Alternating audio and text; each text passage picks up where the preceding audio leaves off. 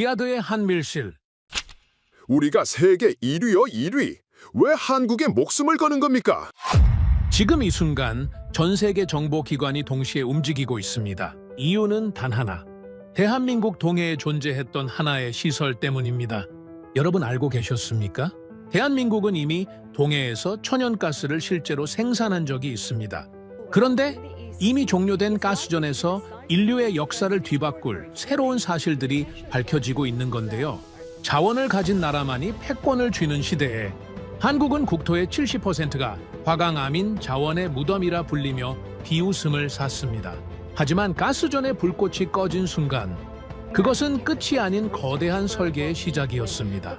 자원보다 더 거대한 것으로 전 세계 에너지 판도를 장악하려는 대한민국의 소름 돋는 전략. 대체 무슨 일이 벌어진 걸까요?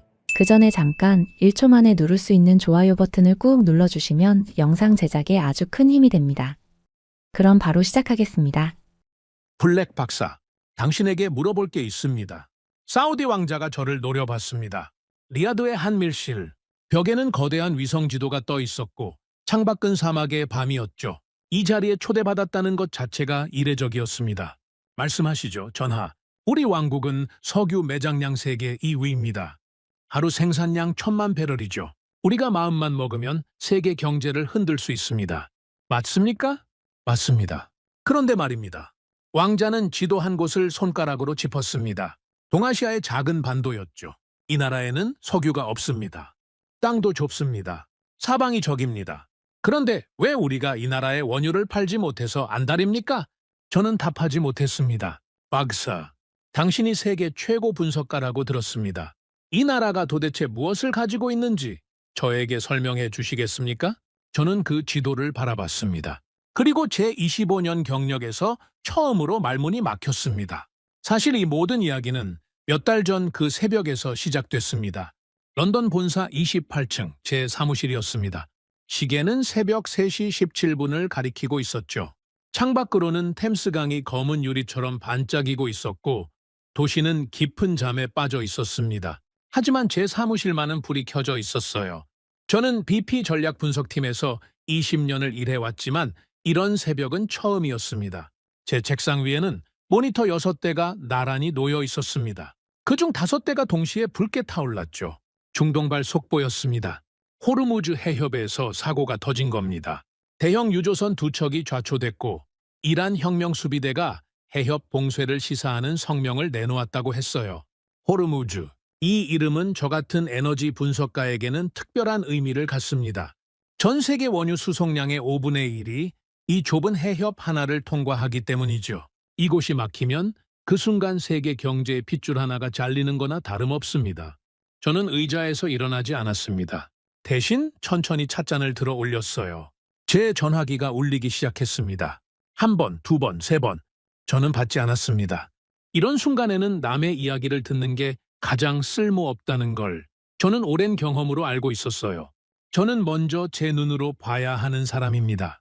숫자가 말해주기 전까지 저는 어떤 결론도 내리지 않습니다. 유가 차트가 수직으로 치솟았습니다. 배럴당 90달러에서 시작한 숫자가 1시간 만에 120달러를 넘어섰죠. 런던 금융가의 트레이더들이 비명을 지르기 시작했을 겁니다. 아시아 시장도 곧 열릴 예정이었고요. 저는 하버드에서 지질학을 공부하고 이 바닥에 들어온 뒤 수많은 위기를 봐왔습니다. 이라크 전쟁 때는 유전 피해 분석을 맡았었죠.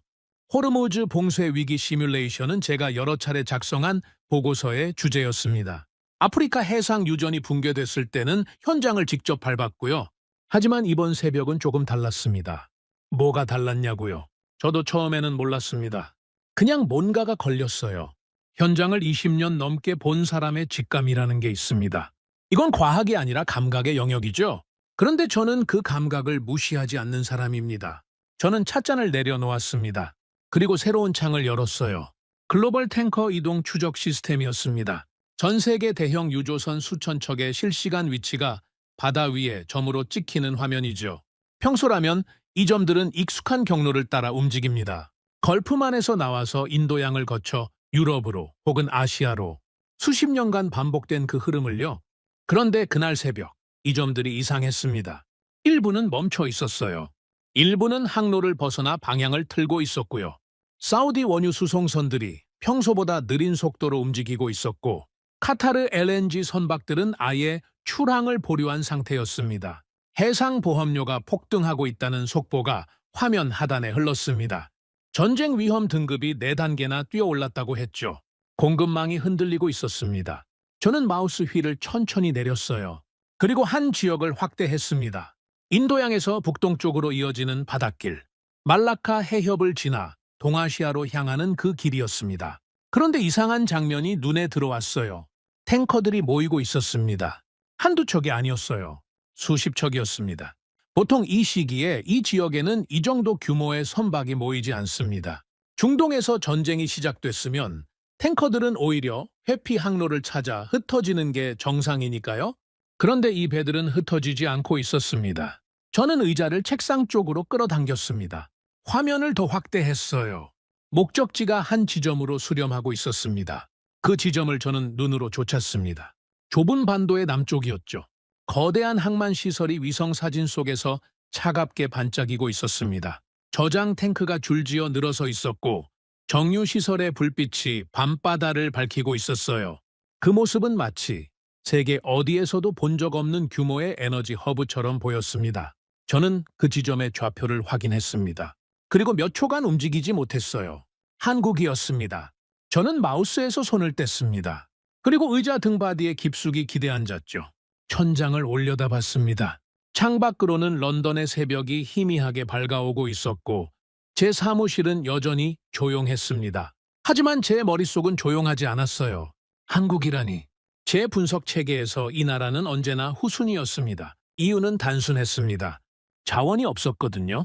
저는 이 바닥에서 한 가지 공식으로 살아온 사람입니다. 자원을 가진 나라는 강하고 자원이 없는 나라는 결국 한계에 부딪힌다. 이 공식은 지난 수십 년 동안 저를 한 번도 배신한 적이 없었습니다. 그런데 지금 전쟁이 터진 이 순간에 전 세계 탱커가 한국을 향하고 있었습니다. 저는 다시 책상 앞으로 몸을 당겼습니다. 키보드 위에 손을 올렸어요. 그리고 새로운 창을 열었습니다. 이번에는 해상보험 데이터였습니다. 전쟁 위험 지역의 보험료가 천정부지로 뛰고 있었죠. 그런데 이상했습니다. 한국행 탱커의 보험료는 오히려 안정적이었어요. 왜일까요? 저는 또 다른 창을 열었습니다. 이번에는 산유국들의 움직임이었습니다. 사우디 아람코가 새벽 2시에 긴급 이사회를 소집했다는 소식이 떠올랐습니다. 의제는 공급 재배치였어요. 쿠웨이트와 아랍에미리트도 비슷한 움직임을 보이고 있었습니다. 그런데 이 국가들의 공급 재배치 목적지 명단에 한국의 이름이 최상단에 올라가 있었습니다. 저는 숨을 내쉬었습니다. 이건 우연이 아니었습니다. 우연이라고 하기에는 숫자가 너무 정확했어요. 한국이라는 이 작은 반도가 전쟁이 시작된 첫 새벽부터 이미 세계 에너지 흐름의 한복판에 서 있었다는 뜻이었죠. 하지만 저는 이해할 수가 없었습니다. 이 나라는 석유가 나지 않습니다. 동해에서 미미한 규모의 가스전을 시험한 적이 있다는 건 저도 알고 있어요. 하지만 그건 진짜 산유국 기준으로 보면 농담 수준이죠. 한국은 제가 아는 모든 기준으로 자원 없는 나라였습니다. 그런 나라로 왜 탱커들이 몰려가고 있을까요? 전쟁이 터진 이 위기의 새벽에 왜 산유국들이 한국을 공급 재배치의 최우선지로 삼고 있는 걸까요? 왜 보험사들은 한국행 노선에만 유독 안정 등급을 매기고 있는 걸까요? 저는 이 질문들을 한 장의 종이에 적었습니다. 그리고 그 종이를 책상 위에 올려두었죠. 이게 제 오래된 습관입니다.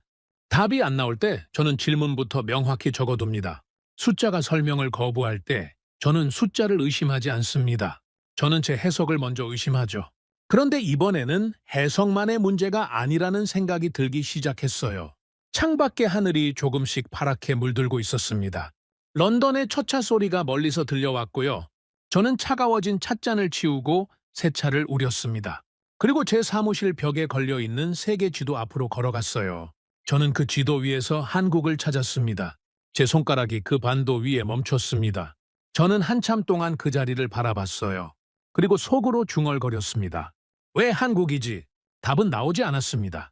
하지만 저는 알고 있었어요. 이 질문이 제 분석 인생에서 가장 오래 붙들고 있어야 할 질문이 되리라는 것을요. 저는 책상으로 돌아갔습니다. 그리고 노트 한 권을 꺼냈습니다. 표지에 아무것도 쓰여 있지 않은 새 노트였어요. 저는 첫 페이지를 열었습니다. 그리고 펜 끝으로 단 한 줄을 적었습니다. 대한민국. 그 세 글자 위에서 제 20년 공식이 처음으로 흔들리기 시작했습니다. 노트 위에 적어놓은 세 글자 위에서 저는 제 20년 공식이 흔들리는 소리를 들었습니다. 바로 그때 책상 위 전화기가 요란하게 울렸어요. 화면에 뜬 발신자 이름을 본 순간 저는 숨을 한 번 골랐습니다. 아람코였습니다. 새벽 4시에 사우디 국영 석유회사에서 걸려온 전화. 좋은 소식일 리가 없었죠? 블랙 박사. 지금 통화 가능합니까? 칼리드 알 하시미 부사장이었습니다. 아람코 공급 전략을 총괄하는 인물이었어요. 저는 이 사람과 2번 대면한 적이 있었는데 2번 다 유쾌한 자리는 아니었습니다. 말씀하시죠, 부사장님. 단도직입적으로 묻겠습니다. 지금 전 세계 원유 흐름이 이상합니다. 박사님은 아십니까? 저는 잠시 입을 다물었어요. 모른다고 답하면 무능이고 안다고 답하면 설명을 요구받을 상황이었죠. 저는 답을 골랐습니다. 알고 있습니다. 그렇다면 설명해 주시죠. 왜 우리 탱커들이 한국 쪽으로 계속 몰리고 있는 겁니까? 저는 숨을 멈췄습니다. 부사장님, 그건 귀사의 공급 재배치 판단 아닙니까? 아닙니다. 네? 우리가 보낸 게 아닙니다. 블랙 박사, 시장이 그쪽으로 끌어당기고 있어요. 우리도 영문을 모릅니다. 그래서 박사님께 묻는 겁니다. 당신이 이 바닥에서 가장 정확하다고 들었으니까요. 제 이마에서 땀이 맺혔어요.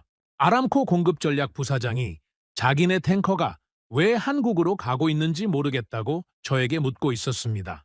이건 말이 안 되는 상황이었어요. 공급자가 공급 흐름을 모른다면 그건 시장이 이미 공급자를 앞질러 갔다는 뜻이었습니다. 부사장님, 제가 확인하고 연락드리겠습니다.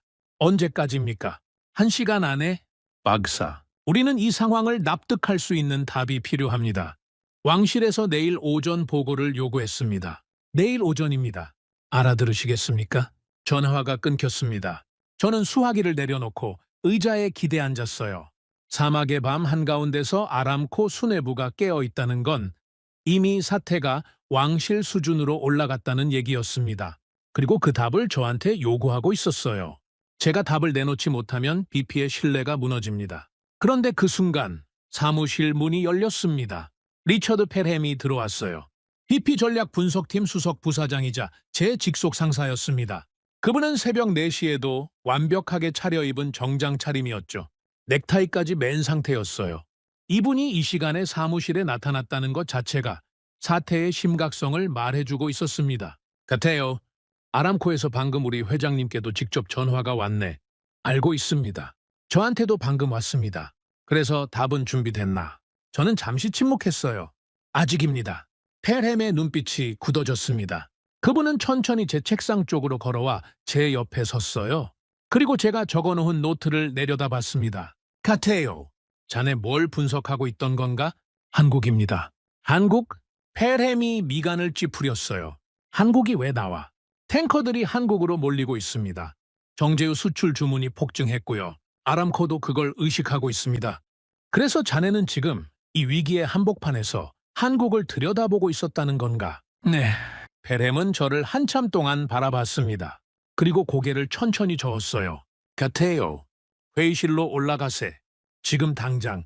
BP 29층 임원 회의실은 불이 환하게 켜져 있었습니다. 유리벽 너머로는 템스강의 어두운 수면이 보였어요. 회의실 한가운데 대형 스크린에는 실시간 유가 차트가 떠 있었고 숫자는 멈추지 않고 뛰고 있었죠. 펠햄이 저를 테이블 맞은편에 앉혔습니다. 그리고 단도직입적으로 말했어요. 같아요. 자네는 이 회사에서 가장 정확한 분석가 중 한 사람이네. 내가 자네를 믿어서 20년 동안 함께 일해온 거고.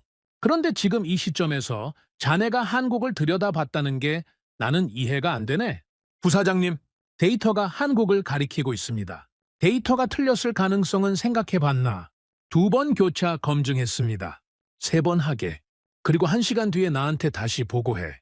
한국이 이 위기의 변수가 아니라는 걸 자네가 직접 확인하고 나한테 와. 알겠나? 부사장님, 같아요. 네? 자네 공식 알지? 자원 없는 나라는 한계가 있다. 자네가 나한테 20년 동안 해온 얘기야. 그 공식으로 이 회사가 얼마나 많은 돈을 벌었는지 자네가 제일 잘 알잖아? 자네 공식을 믿게. 그리고 한국은 치우게. 저는 고개를 숙였습니다. 알겠습니다. 사무실로 돌아온 저는 벨햄의 지시대로 움직이기 시작했습니다. 그분의 말이 맞을 수도 있었어요. 새벽의 피로, 전쟁의 충격, 우연한 패턴. 이런 것들이 겹치면 노련한 분석가도 착시에 빠질 수 있습니다. 저는 제 감정부터 버리기로 했어요. 그리고 가장 기초적인 질문부터 다시 던졌습니다. 한국에는 석유가 있는가? 국제에너지기구 공식 통계를 열었어요. 한국의 원유 생산량은 사실상 연기였습니다. 지난 10년 동안 단 한 해도 의미 있는 생산량이 잡힌 적이 없었죠. 미국 에너지정보청 자료도 같은 답을 내놓았습니다. 두 기관 독립 데이터가 한 목소리로 말하고 있었어요. 한국에는 석유가 없다. 저는 노트에 한 줄을 적었습니다. 확인 완료였어요. 그렇다면 천연가스는? 저는 동해 가스전 기록을 열었습니다. 2021년에 상업 생산이 종료된 소규모 가스전이었죠. 누적 생산량을 국제 기준으로 환산해봤어요. 한국의 연간 에너지 소비량 기준으로 며칠치에 불과했습니다. 이건 에너지 자립이라고 부를 수 없는 규모였어요. 세계 분석가들이 한 번도 의미 있게 취급해본 적 없는 수치였습니다. 동해 가스전, 존재했으나 의미 없음. 이미 종료, 확인 완료. 그러면 마지막 질문이 남았습니다. 한국의 지질 구조 자체가 석유를 품을 수 있는 환경인가? 여기서부터는 제 전공이었어요. 저는 한반도 지질 지도를 화면에 띄웠습니다. 결과는 명확했죠. 전체 지층의 약 30%가 화간감이었고 40%는 변선감이었습니다. 퇴적암 비율은 20%에 불과했고 그것도 대부분 석유 생성에 부적합한 종류였어요. 석유라는 건 수천만 년 동안 유기물이 특정 온도와 압력을 통과해야 만들어지는 물질인데 그 조건을 품을 수 있는 지층이 한반도에는 거의 없었습니다. 세계 어느 분석가에게 한반도 지질 지도를 보여줘도 같은 답이 나올 겁니다. 이 땅에서는 대형 유전이 구조적으로 불가능하다고요. 한반도 지질 석유 생성 불가. 확인 완료. 저는 노트 맨 아래에 굵은 글씨로 결론을 적었습니다. 한국은 에너지 관점에서 약소국. 펠엠 부사장 견해. 정확. 저는 펜을 내려놓았어요. 숨을 크게 한번 내쉬었습니다. 펠엠의 말이 맞았습니다. 제가 새벽의 피로 속에서 착시에 빠졌던 거예요. 이 결론을 들고 회의실로 다시 올라가면 이 새벽 소동은 정리되는 거였습니다. 저는 자리에서 일어났어요. 그런데 그 순간 제 컴퓨터 화면에 알림이 떴습니다. 탱커 이동 데이터 실시간 갱신이었죠. 저는 무심코 고개를 돌렸어요. 그리고 제 두 다리가 멈췄습니다. 1시간 전보다 숫자가 더 올라가 있었어요. 한국을 향한 탱커 수가 늘어 있었습니다. 제가 데이터를 검증하는 그 1시간 동안에도 바다 위에서는 배들이 쉬지 않고 한국으로 향하고 있었던 거죠. 저는 아시아 현물 시장 창을 열었습니다. 한국의 정제유 수출 주문은 전 분기 대비 30%를 넘어 40%에 가까워지고 있었어요. 주요 정제 기업 가동률은 전부 90%를 넘긴 상태였고요. 저는 자리에 다시 앉았습니다. 그리고 조금 전에 적어놓은 약소국 결론 아래에 손이 떨리는 채로 새로운 한 줄을 추가했어요. 그런데 왜 한국으로 몰리는가? 그 질문 앞에서 제 확신은 무너졌습니다. 저는 한참 동안 노트를 바라봤어요. 제가 방금 1시간에 걸쳐 확인한 모든 데이터가 한국은 취약한 나라라고 말하고 있었습니다. 그런데 같은 화면에 다른 데이터들은 한국은 전쟁 속 중심이라고 외치고 있었어요. 두 개의 사실이 동시에 존재하고 있었죠. 하지만 이 두 개는 서로 양립할 수 없는 것들이었습니다. 자원이 없는 나라는 전쟁에서 가장 먼저 흔들려야 합니다. 그게 공식이었어요. 그런데 한국은 가장 먼저 주문을 받고 있었습니다. 자원 없는 나라는 공급의 취약점이 드러나야 합니다. 그게 상식이었어요. 그런데 한국의 정유시설은 가장 바쁘게 돌아가고 있었습니다. 제 휴대폰이 또 울렸어요. 아람코 칼리드 부사장이었죠. 약속한 1시간이 지난 겁니다. 저는 그 전화를 받지 못했습니다. 손가락이 움직이지 않았어요. 답을 내놓을 수가 없었던 거죠. 잠시 후 사무실 문이 다시 열렸습니다. 펠엠 부사장이 들어왔어요. 같아요. 보고할 준비 됐나? 저는 천천히 고개를 들었습니다. 부사장님, 말해. 저는 방금 제 공식대로 한국을 분석했습니다. 결론은 부사장님 말씀이 맞습니다. 한국은 자원이 없는 약소국입니다. 그러면 됐네. 그런데 부사장님, 뭔가 그 공식이 지금 이 순간 작동하지 않고 있습니다. 펠엠의 얼굴이 굳었어요. 같아요. 무슨 말이야? 저는 페렘을 똑바로 바라봤습니다. 그리고 천천히 말했어요. 제 공식이 틀렸든지 아니면 한국이라는 나라가 제 공식밖에 있든지 둘 중 하나입니다. 저는 어느 쪽인지 아직 모릅니다. 하지만 한 가지는 확실합니다. 그게 뭔가 지금까지 제가 본 적 없는 다른 구조가 저 나라 안에 있습니다. 페렘은 한참 동안 말이 없었어요. 그리고 조용히 한마디를 던졌습니다. 같아요. 그러면 그 구조가 뭔지 자네가 찾아내게. 회의실 문이 닫혔습니다. 저는 혼자 사무실에 남았어요. 창밖으로는 런던의 아침이 완전히 밝아 있었고 도시는 아무 일 없었다는 듯 깨어나고 있었습니다. 하지만 제 책상 위에는 답이 나오지 않는 질문 하나가 놓여 있었죠. 저는 노트를 덮었습니다. 그리고 새 종이를 한 장 꺼냈어요. 그 위에 단 한 줄을 적었습니다. 한국은 무엇을 가지고 있는가? 저는 이 질문이 제 분석 인생에서 가장 오래 붙들고 있어야 할 질문이 되리라는 걸 직감했습니다. 계산이 맞지 않았습니다. 하지만 이제 저는 계산을 다시 시작해야 했습니다. 페렘 부사장과의 대화가 있고 나흘이 지났습니다. 저는 회사에 나가지 않았어요. 며칠간 개인 연구를 하겠다고 양해를 구했고 그분은 고개를 끄덕이며 말씀하셨습니다. 답을 가지고 올 때까지 돌아오지 말라고요. 저는 그 말을 농담으로 듣지 않았습니다.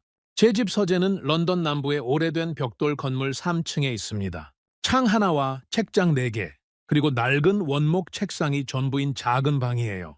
평소에는 주말에만 들어오는 공간이었습니다. 그런데 그 나흘 동안 저는 이 방에서 나가지 않았어요.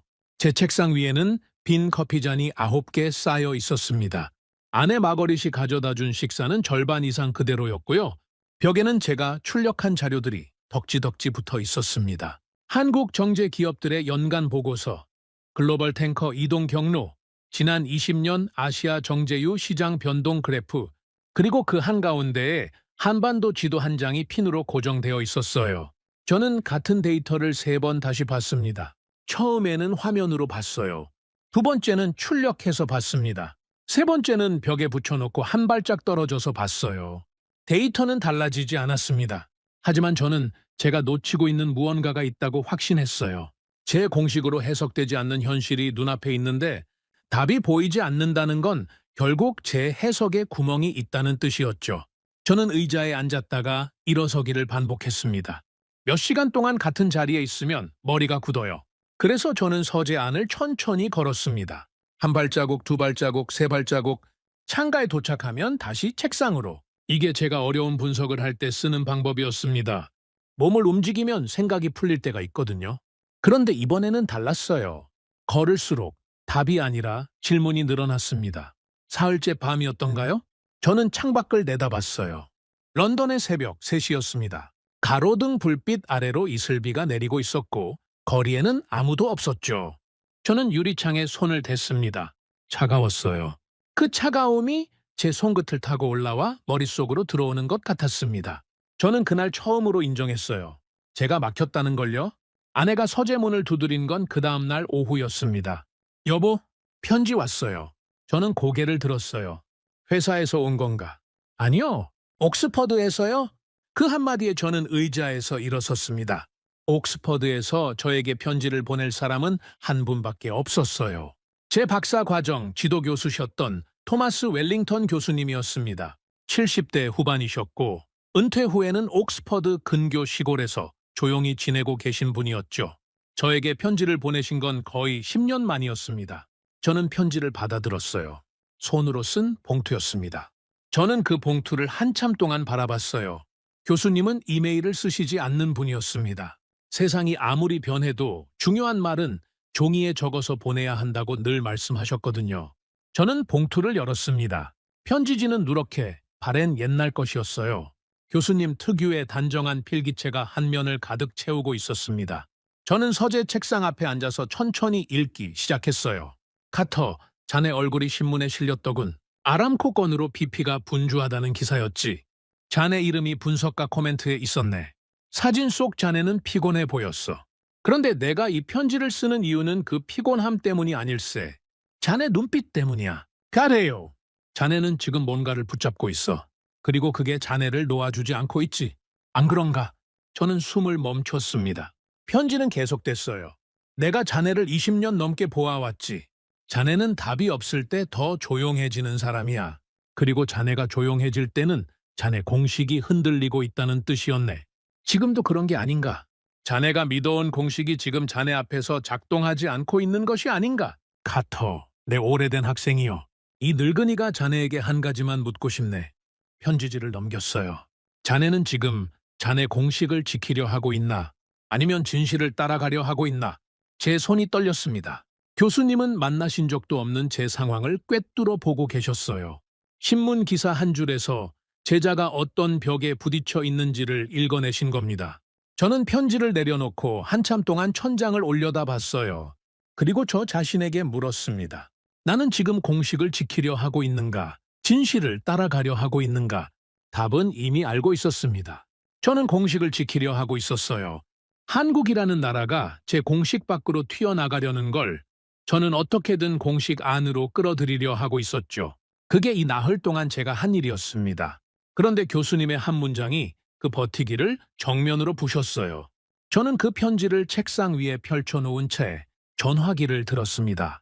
웰링턴 교수님의 번호는 제 오래된 수첩에 적혀 있었어요.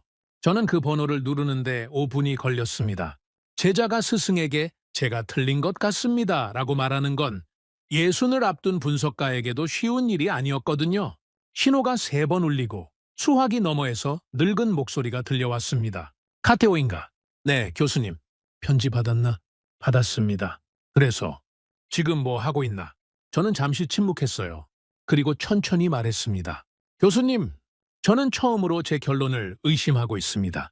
수화기 너머에서 교수님이 작게 웃으셨어요. 같아요. 자네는 드디어 진짜 분석을 시작한 거야. 네? 데이터가 자네 공식에 맞아 들어갈 때 자네는 분석가가 아니네. 그냥 확인하는 사람이지. 데이터가 자네 공식을 배반할 때 비로소 자네는 분석가가 되는 거야. 지금 자네가 그 자리에 서 있는 거고. 저는 수화기를 꽉 쥐었습니다. 교수님, 제가 뭘 놓치고 있는 겁니까? 같아요. 내가 그 답을 줄 수 있다면 이 편지를 썼겠나? 자네가 찾아야 할 답이야. 하지만 한 가지 힌트는 주지. 자네는 지금까지 한국을 자네 공식 안에 넣고 봤을 거야. 그걸 한번 반대로 해보게. 반대로 말씀이신가요? 공식 안에 한국을 넣지 말고 한국을 빼고 세계를 봐. 그때 보이는 게 진짜 답일세. 전화가 끊어졌어요. 저는 수화기를 한참 동안 귀에 댄 채 움직이지 못했습니다. 교수님의 마지막 말씀이 제 머릿속에서 천천히 돌기 시작했어요.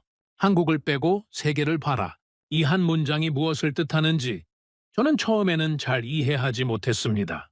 그러다 문득 저는 벽에 붙여놓은 세계 지도 앞으로 걸어갔어요. 그리고 한반도 위에 붙어있던 한국 지도를 조심스럽게 떼어냈습니다. 벽에는 한반도가 있던 자리에 작은 빈 공간이 생겼어요. 저는 그 빈 공간을 바라봤습니다. 그리고 제 머릿속에서 지난 나흘간 쌓아온 모든 데이터를 다시 불러왔어요. 이번에는 한국을 빼고요. 한국의 정제 능력을 빼고, 한국의 항만 물류를 빼고, 한국의 정제유 수출을 빼고, 그 상태로 세계 에너지 흐름이 어떻게 작동하는지 머릿속에 그려봤습니다. 그 순간이었어요. 저는 숨을 멈췄습니다. 작동하지 않았어요. 한국을 빼니까 제 머릿속 그림이 어디에서도 연결되지 않았습니다. 중동에서 나온 원유가 어디로 가서 정제되는지, 아시아 소비 시장이 어떻게 공급받는지, 유럽이 부족할 때 어디서 대체 공급을 받는지, 이 모든 흐름의 가운데 한국이 있었던 거예요. 그리고 그걸 빼내는 순간 세계 에너지 지도가 그냥 끊어진 선들의 묶음이 되어버렸습니다. 저는 벽 앞에서 비틀거리며 한 발짝 물러섰어요. 제 다리에 힘이 풀렸습니다. 지난 20년 동안 제가 봐온 세계 에너지 지도 위에는 산유국들이 중심에 있었어요. 사우디, 러시아, 미국, 이란. 이들이 공급의 원점이었고 나머지 나라들은 그 원점에서 뻗어나가는 선 위에 놓여 있었습니다. 한국은 그 선 위의 한 지점이었죠. 중요한 소비국 정도로요. 그런데 그게 아니었던 겁니다. 한국은 선 위의 한 점이 아니라 선들이 모이고 다시 흩어지는 결절점이었어요. 원유가 한국으로 들어와서 정제되고 정제된 기름이 다시 전 세계로 흩어지는 구조. 그게 수십 년에 걸쳐 만들어져 있었던 거예요. 저는 이 구조를 한국이 그 안에 있을 때는 보지 못했습니다. 너무 자연스럽게 작동하고 있었으니까요. 그런데 한국을 빼는 순간 그 구조가 모조리 멈춘다는 게 보였어요. 저는 다시 지도 쪽으로 다가갔습니다.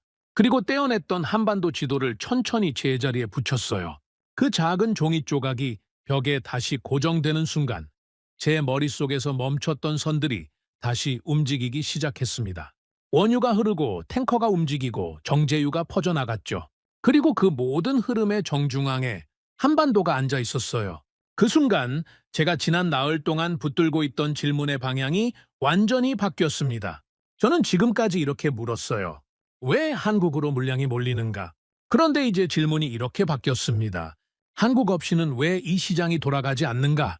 두 질문은 비슷해 보이지만 완전히 다른 겁니다. 첫 번째 질문에서 한국은 예외적인 수혜자였어요. 운이 좋은 나라. 이번 전쟁에서 우연히 주목받게 된 나라. 그 정도였죠. 그런데 두 번째 질문에서 한국은 완전히 다른 존재가 됩니다. 한국은 예외가 아니라 전제였어요. 세계 에너지 시장이 지난 수십 년 동안 암묵적으로 한국을 중심에 두고 작동하고 있었던 거죠. 제가 그걸 보지 못했을 뿐이었습니다. 저는 책상으로 돌아와 앉았어요. 그리고 노트를 펼쳤습니다. 지난 나흘 동안 저는 이 노트에 질문만 적어왔어요. 답은 한 줄도 없었죠. 그런데 지금은 달랐습니다. 저는 첫 페이지에 대한민국 세 글자 아래에 처음으로 답처럼 보이는 문장을 적었어요. 한국이 중심이었다. 펜을 내려놓고 저는 그 문장을 한참 동안 바라봤습니다. 제 공식이 틀린 게 아니었어요.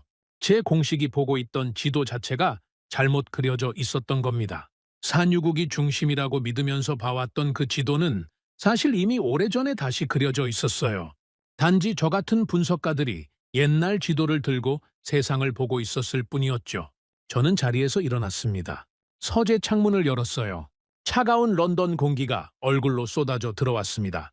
저는 한참 동안 그 바람을 맞았어요. 그리고 저 자신에게 조용히 물었습니다. 그렇다면 이제 남은 질문은 하나뿐이었어요. 이 나라는 어떻게 이런 위치에 올라서게 된 것인가? 나흘 동안 저를 짓눌렀던 무게가 그 순간 방향을 바꾸기 시작했습니다. 저는 더 이상 한국을 공식 안에 넣으려고 애쓰지 않았어요. 대신 한국을 공식 밖에서 바라보기 시작했습니다. 그리고 그 자리에서 저는 완전히 새로운 한 걸음을 내딛고 있었어요. 창밖 어딘가에서 새벽 비둘기가 울었습니다. 저는 창문을 닫고 다시 책상 앞에 앉았어요. 그리고 노트를 덮었습니다. 이번에는 새 노트를 한 권 꺼냈어요. 표지가 검은 새 공책이었습니다. 저는 그 첫 페이지를 열었어요. 그리고 가운데에 한 줄을 적었습니다. 한국은 어떻게 중심이 되었는가? 그 질문 위에서 저는 비로소 진짜 분석가가 된 기분이 들었어요. 새 노트 첫 페이지에 적어놓은 한 줄을 저는 한참 동안 내려다봤습니다. 한국은 어떻게 중심이 되었는가? 이 질문 앞에서 저는 제 전공으로 돌아가기로 했어요. 저는 원래 지질학자입니다. 정확히는 석유 생성 구조와 퇴적층을 연구해온 사람이에요. 하버드에서 제 박사 논문 주제는 근원암의 형성 조건과 지질 연대별 석유 생성 확률이었습니다. 이 바닥에서는 지루하기로 유명한 주제였죠. 하지만 저에게는 이 지루한 주제가 평생의 무기였어요. 답을 찾으려면 기본으로 돌아가야 한다는 게 제 원칙이었습니다. 저는 의자에 똑바로 앉았어요. 그리고 노트 두 번째 페이지를 펼쳤습니다. 거기에 저는 한 글자씩 천천히 적어 나갔어요. 석유라는 물질이 어떻게 만들어지는지 그 조건들을요. 이건 제가 학생들에게 가르칠 때 쓰는 순서였습니다. 첫 번째, 근원암. 유기물이 수천만 년에 걸쳐 쌓인 바닥이 있어야 합니다. 바다 밑바닥에 플랑크톤, 조류, 미생물들이 죽어서 진흙과 함께 가라앉고 그게 층층이 쌓여 만들어지는 암석이죠. 이게 없으면 석유의 원료가 존재할 수가 없어요. 원료 없는 공장이 돌아갈 수 없는 것과 같은 원리입니다. 두 번째, 저류암. 근원암에서 만들어진 석유가 이동해서 고일 수 있는 공간이 있어야 해요. 틈이 많고 구멍이 많은 다공질 암석이 필요합니다. 대표적으로 사암과 석회암이 여기에 해당하죠. 사우디의 거대 유전들이 이런 저류암 위에 앉아 있는 겁니다. 저장소가 없으면 석유는 그냥 흩어져 버리니까요. 세 번째, 덮개암. 저류암 위에는 석유가 새어나가지 못하도록 막아주는 뚜껑이 있어야 합니다. 공기가 통하지 않는 치밀한 암석이어야 해요. 진흙이 굳어서 만들어진 셰일 같은 암석이 이 역할을 합니다. 이 덮개가 없으면 석유는 지표면으로 올라와 증발해버리죠. 수백만 년 동안 차곡차곡 쌓아놓은 자원이 뚜껑 하나 없어서 다 날아가 버리는 겁니다. 네 번째, 트랩 구조. 위 세 가지가 다 있어도 그 자원이 한 곳에 모일 수 있는 지질학적 구조가 있어야 해요. 땅 밑에서 지층이 접혀 올라가거나 단층이 막아주거나 안반이 돔 형태로 솟아올라 있는 구조죠. 이 트랩이 있어야 흩어져 있던 석유가 한 지점으로 모여 경제성 있는 유전이 만들어지는 겁니다.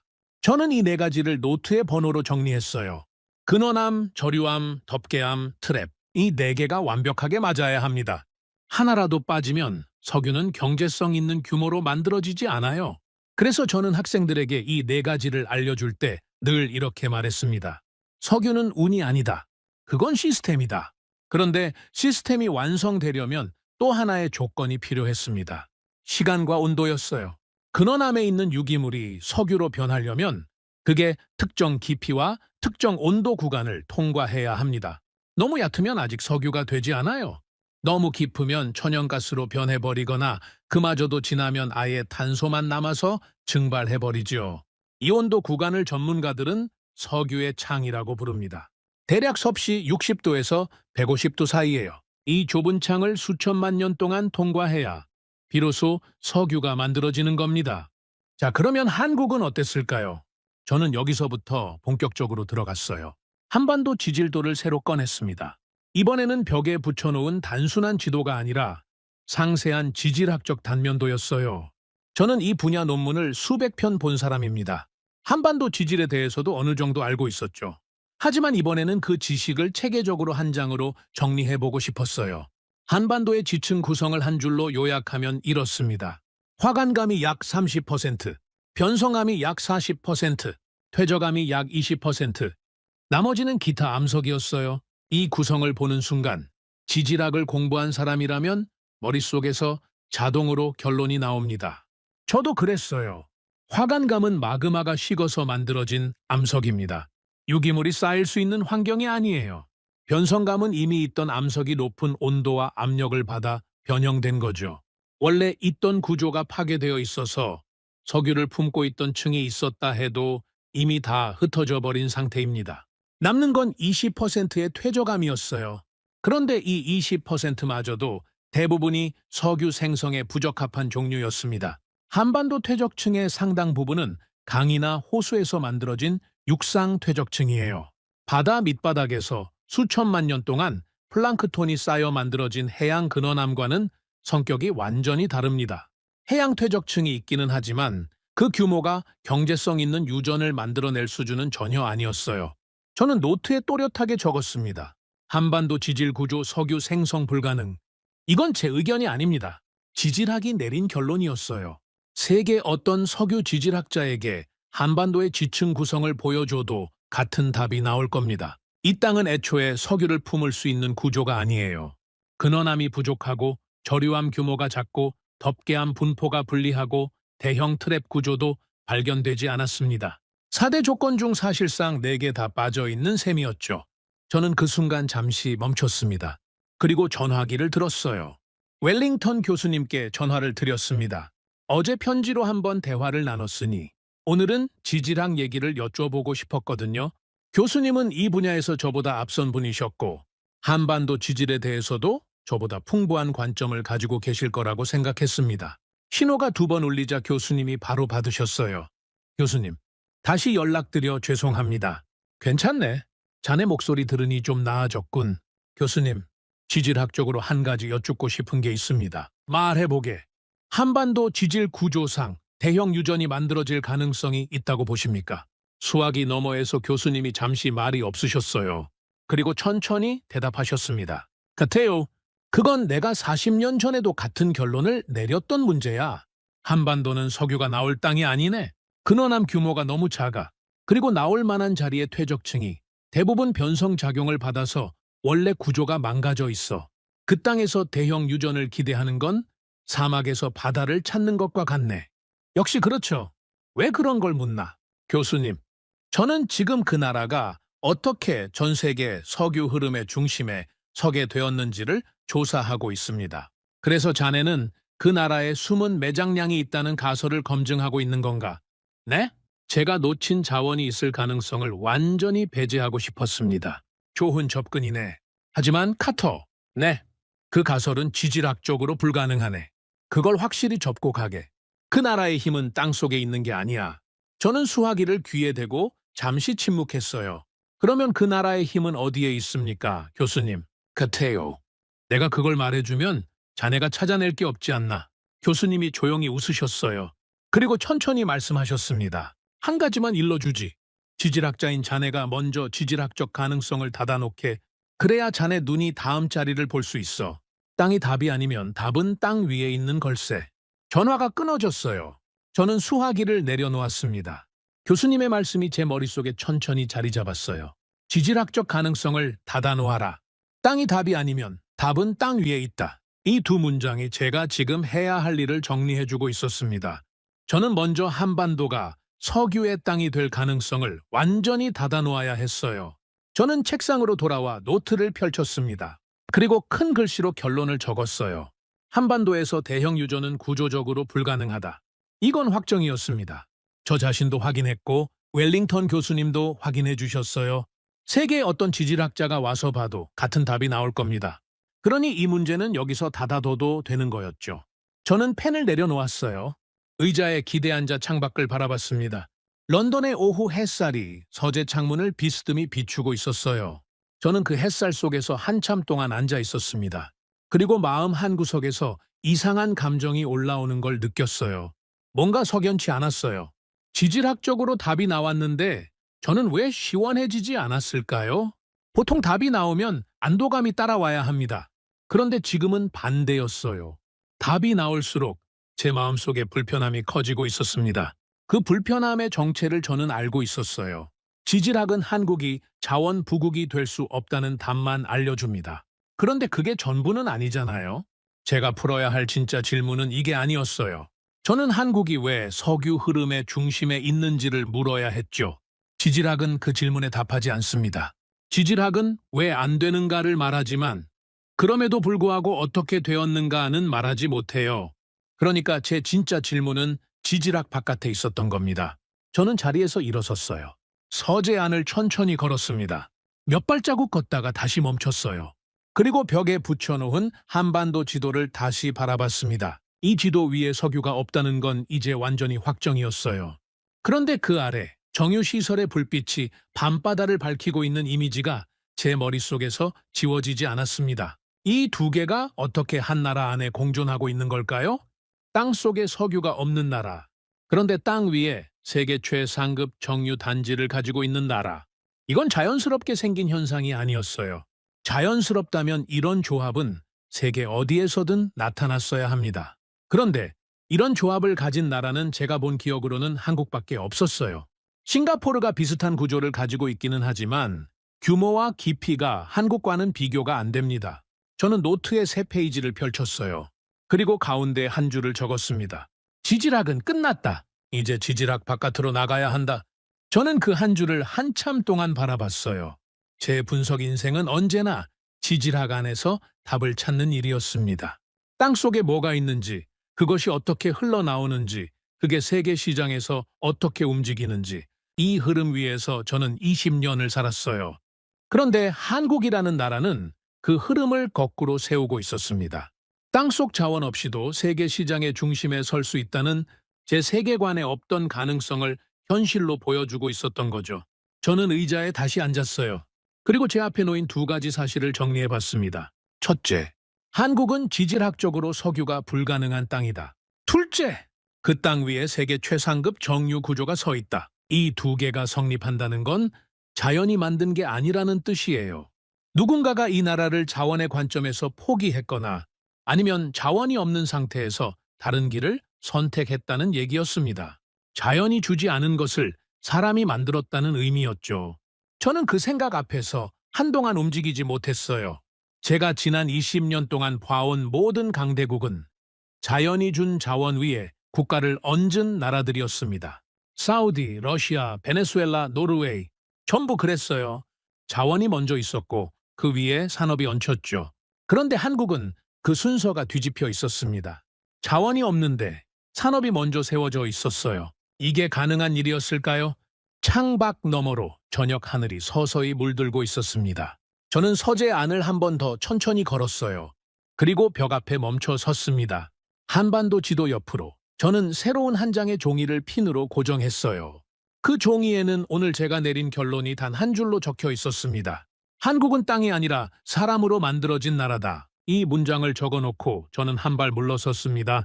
지도 위에 한반도와 그 옆에 붙은 이 한 줄이 나란히 걸려있는 장면이 제 눈에 들어왔어요. 이 두 개의 조합이 바로 제 다음 질문의 시작점이었습니다. 이 사람들이 도대체 무엇을 했기에 자연이 포기한 땅 위에 세계가 주목하는 산업을 세워 올린 것인지, 그 이야기는 지질학이 아닌 다른 언어로 쓰여 있을 것이었어요. 저는 책상으로 돌아가 앉았습니다. 그리고 새 노트에 다음 날 할 일을 한 줄 적었어요. 한국 정유 산업의 시작 지점으로 돌아가 본다. 펜을 내려놓는 순간 저는 알았습니다. 이제부터는 지질학자가 아니라 역사가의 눈으로 이 나라를 봐야 한다는 것을요. 그리고 그 여정이 제가 지금까지 걸어온 어떤 분석보다 낯설고 깊을 것이라는 예감이 들었습니다. 창밖으로는 런던의 첫 별이 떠오르고 있었어요. 저는 다음 날 아침 런던 서부의 작은 도서관으로 향했어요. BP 본사로 돌아가지 않은 건 의도적이었습니다. 회사 건물 안에서는 제 머리가 자꾸 옛 공식으로 돌아가려고 했거든요. 그래서 저는 조용한 곳을 찾았어요. 지질학이 아닌 다른 언어로 한국을 읽어보려면 분석가의 책상이 아니라 역사가의 자리에 앉아야 했습니다. 도서관 2층 구석 자리에 저는 가방을 내려놓았어요. 제가 꺼낸 자료는 지난 20년간 나온 한국 에너지 산업 관련 보고서들이었습니다. 평소 같으면 관심도 두지 않았을 문서들이었죠. 저는 늘 실시간 데이터만 봐왔으니까요. 하지만 오늘은 달랐습니다. 저는 숫자가 아니라 선택을 읽고 싶었어요. 첫 장을 넘기자 1960년대 한국의 상황이 적혀 있었습니다. 저는 그 페이지를 한참 동안 바라봤어요. 그 당시 한국은 전쟁 직후였습니다. 모든 게 부서져 있었죠. 산업이라고 부를 수 있는 것이 거의 없었고, 외화도 없었고, 기술도 없었어요. 에너지의 관점에서 보면 이 나라는 완전히 맨 땅이었습니다. 원유를 살 돈도 없었고, 원유를 쓸 공장도 없었어요. 세계 시장에서 한국은 그저 가난한 소비국 축에도 끼지 못하는 변방이었습니다. 그런데 그 시점에 한국이 내린 결정 하나가 제 눈에 들어왔어요. 정유 공장을 먼저 세운다는 결정이었습니다. 저는 그 문장을 2번 읽었어요. 이건 상식과 반대되는 선택이었거든요. 보통 가난한 나라가 경제를 일으킬 때는 싼 완제품을 수입해서 국민이 쓰게 하는 게 먼저입니다. 그게 가장 저렴하고 빠른 길이니까요. 그런데 한국은 수입의 길 대신 원유를 사다가 직접 가공하는 길을 먼저 택했어요. 훨씬 비싸고 훨씬 위험하고 훨씬 어려운 길이었습니다. 외화도 빌려야 하고 기술도 들여와야 하고 공장도 지어야 했으니까요. 저는 왜 이런 선택을 했는지가 궁금해졌어요. 자료를 계속 넘겼습니다. 그러다가 한 줄을 발견했어요. 1964년 한국이 울산의 첫 대규모 정유시설을 완공했다는 기록이었습니다. 하루 정제 능력이 35,000 배럴이었다고 적혀 있었어요. 지금 기준으로 보면 작은 규모지만 그 시절 한국 경제 규모로는 국가 전체를 건 투자였습니다. 그리고 그 결정의 이유가 제가 읽은 문장 속에 이렇게 남아 있었어요. 원유를 수입해서 완제품을 들여오는 것보다 원유를 수입해서 직접 만드는 것이 장기적으로 더 많은 부가가치를 남긴다는 판단이었다. 저는 펜을 들었습니다. 그리고 노트에 적었어요. 한국은 땅을 파지 않았다. 대신 계산을 시작했다. 한국이 택한 방향은 간단한 듯 보이지만 실은 아주 정교한 판단이었어요.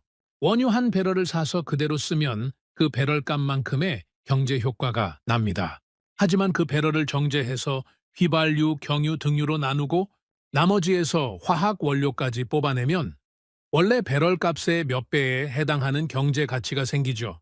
한국은 이 차이에 국가의 미래를 걸었던 겁니다. 저는 또 한 줄을 적었습니다. 어떻게 하면 더 비싸게 만들 수 있을까? 그 질문이 모든 걸 바꿨다. 이게 한국의 출발점이었어요. 저는 도서관 창가로 자리를 옮겼습니다. 거기서 한참 동안 바깥을 바라봤어요. 런던의 거리가 평범하게 움직이고 있었고 사람들은 각자의 아침을 보내고 있었습니다. 그런데 제 머릿속은 반세기 전 어느 아시아 항구 도시로 가 있었어요. 울산이라는 곳이었죠. 저는 그 지명을 이번에 처음 소리내어 읽었습니다. 저는 자리로 돌아와 다음 자료를 펼쳤어요. 1970년대 기록이 나왔습니다. 그 시기 세계 경제는 두 차례의 석유 파동을 겪었어요. 중동에서 원유 가격을 올리자 전 세계 산업이 흔들렸습니다. 많은 나라들이 이 충격에서 뒷걸음질 쳤어요. 그런데 한국은 반대 방향으로 갔습니다. 그 위기를 기회로 해석한 거예요. 한국은 정유시설을 더 크게 짓기 시작했어요. 그리고 그 옆에 새로운 공장을 붙였습니다. 석유화학 공장이었어요. 제 눈이 커졌습니다. 이건 단순한 확장이 아니었거든요. 석유화학이라는 건 정유 과정에서 나오는 부산물을 원료로 해서 플라스틱, 합성섬유, 각종 화학 제품을 만드는 산업이에요. 정유와 석유화학이 한 지역에 붙어 있으면 정유 공장의 부산물이 그대로 옆 공장의 원료가 됩니다. 이게 뭘 뜻하는지 산업 분석가라면 바로 알아요. 부가가치가 한 단계 더 올라간다는 거죠.